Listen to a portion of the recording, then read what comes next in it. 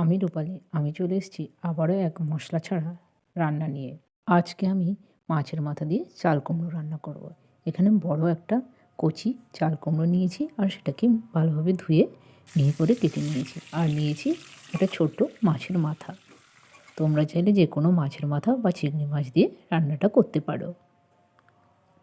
মাছের মাথাটা আমি ভালোভাবে বেছে নিয়েছি আর অল্প একটু বড়ি সেই একই তেলে ভেজে তুলে রাখছি।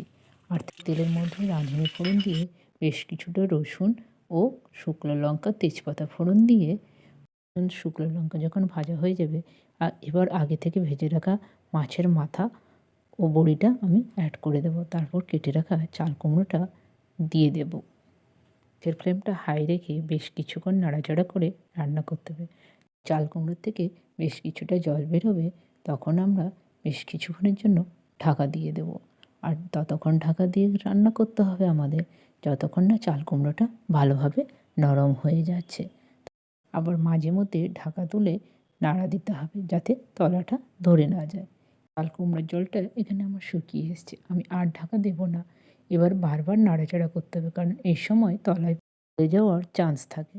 এবার গ্যাসের ফ্লেমটা স্লো রেখে বারবার নাড়া দিতে হবে, খেয়াল রাখতে হবে তলায় যাতে ধরে না যায়।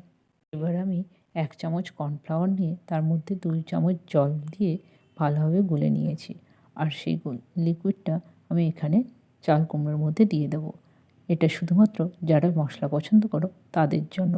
এটা না দিতে চাইলে টেস্টের কিন্তু কোনো পরিবর্তন হবে না, খেতে কিন্তু একই রকম টেস্টি।